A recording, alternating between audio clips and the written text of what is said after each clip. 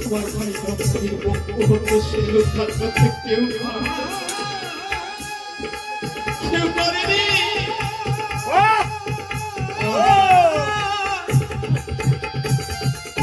অবশেষে ভগবানের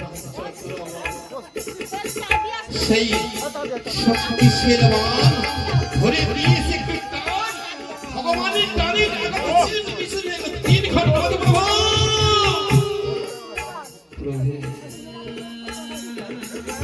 তোমার ইশারা করতে যাওয়া আর আসা, তুমি পাঠাও যাই, আবার তুমি ডাক দিলে আবার চলে আসতে হয় প্রভু। একটি শক্তি হয়েছিল লক্ষণের পক্ষ মাঝে, তোমার টানের আঘাতে চিনতে পিছনে 3 ঘন্টা প্রভু। কোথায় কোথায় গিয়ে থাকবো তুমি স্থানে নির্মাণ করে দাও প্রভু।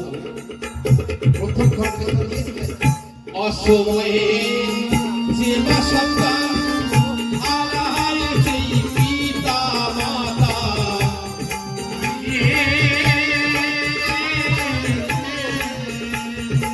দ্বিতীয় ঘটনা দিয়েছিলেন অসময়ে যে মায়ামার হারিয়েছে পতি,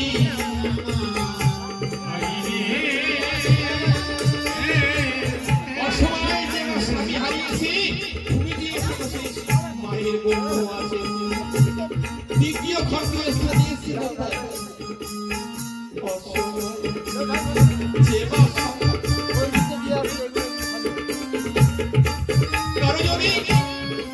দাদা থাকতে ছোট ভাই চলে যায়, অসময় যদি দাদা থাকতে কারো যদি ছোট ভাই চলে যায়, অর্থাৎ আমার ভাই লক্ষ্মণকে আমি হারিয়েছি, তুমি আমার বন্ধু আমার প্রাণ শক্তিশীল, তাহলে ভাই যন্ত্র ভাই হারা জ্বালা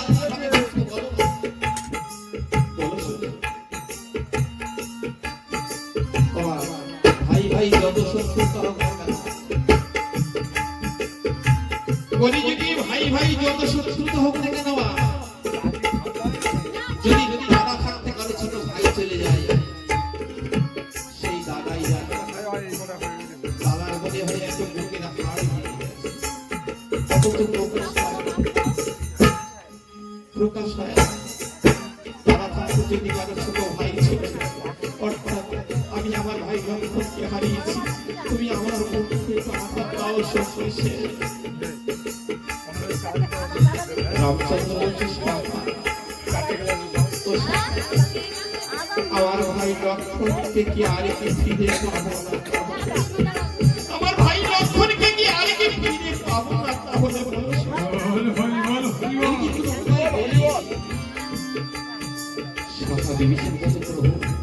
উপায় একটা আছে।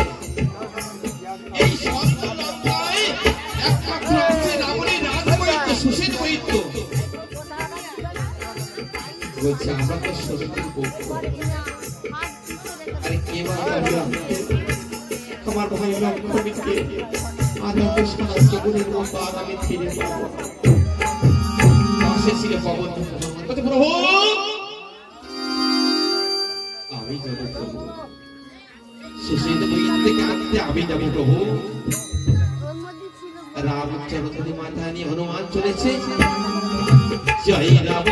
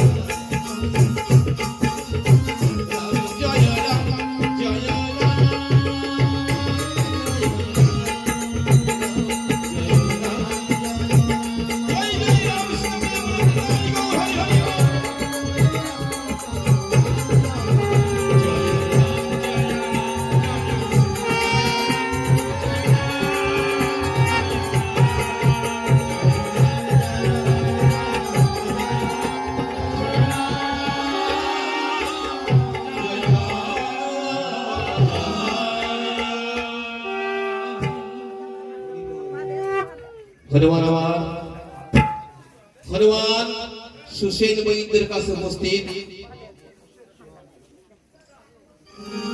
সুসেন বৈদ্যের কাছে উপস্থিত হয়েছে। সুসেন বৈদ্য বলছে, আরে হনুমান, সুসেন, আমি খুব বিপদে করে তোমার কাছে এসেছি। এখন আমার সঙ্গে তোমার কোথায় শোনে, এখন বলার সময় নেই। এখন তুমি যাবে কিনা বলো? তুমি যদি না যাও, আমার ক্ষমতার জন্য তোমাকে নিয়ে যেতে হবে। হনুমানের ক্ষমতা সুসেন বৈদ্য খুব ভালোভাবে জানে। জিতে শুনে বলছে, হনুমান, আমি যাবো। সুসেন বৈদ্যকে নিয়ে হনুমান জয় জয় জয়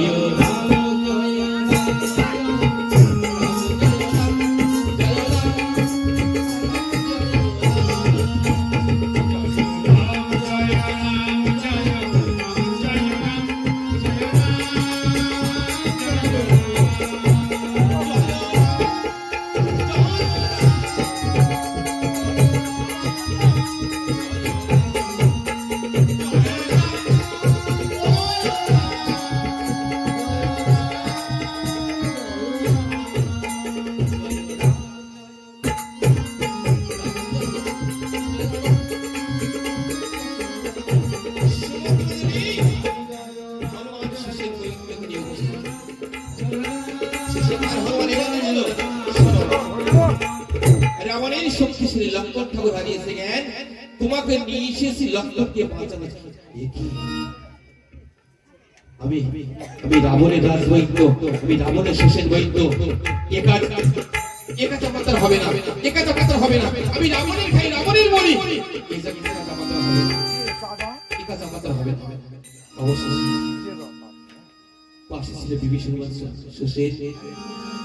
কবিরাজের কাজ হলো রোগী বাঁচানো, আর তুমি যদি বাঁচাতে পারো, আমরা সবাই তোমার কাছে রিজে হয়ে থাকবো। বাঁচিয়ে দাও সুসেন। সুসেন বৈদ্য লক্ষ্মণের হাত ধরে নারী পরীক্ষা কি এরা পিঙ্গল হারিয়েছে জ্ঞান। সুসেন আমার মৃত্যুর সাজ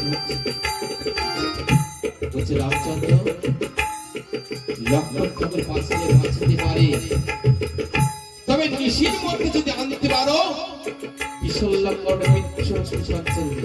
তাহলে লক্ষ্মণ ঠাকুর বাঁচিতে পারে। বলছে, কোথায় পাওয়া যাবে? বলছে, গিরি গন্ধমদন পর্বতে ঔষধি আছে। বলছে, কত দূর? বলছে, লঙ্কা হতে 18 বছরের পর। রামচন্দ্র বলছে, 18 বছরের পর? 18 বছরের পর কেউ যেতেও পারবে না, আর কেউ আসতে পারবে না। আর আমার ভাই লক্ষ্মণকে কোনোদিনের জন্য ফিরে পাবো না।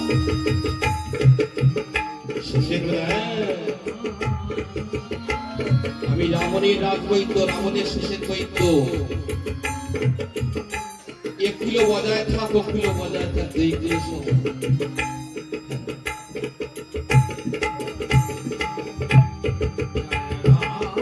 রামচন্দ্র বলছে, 18 বছরের পর কেউ যেতেও পারবে না, আর কেউ আসতে পারবে না। আর আমার ভাই লক্ষ্মণকে কোনোদিনই চোখে ফিরে পাবো না, আমি কোনোদিন ফিরে পাবো না।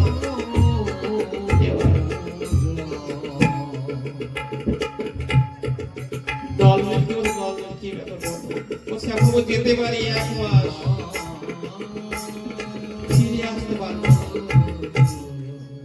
সবার শেষে মন্ত্রী জামুয়ানকে, আরে জামুয়ানজি, হ্যাঁ বলুন প্রভু। আপনি কোনো কথা বলছেন না, কি ব্যাপার বলুন তো দেখি। আমি আর কথা বলবো কি, আমার এখন বয়স হয়েছে, বল টুটেছে। আচ্ছা।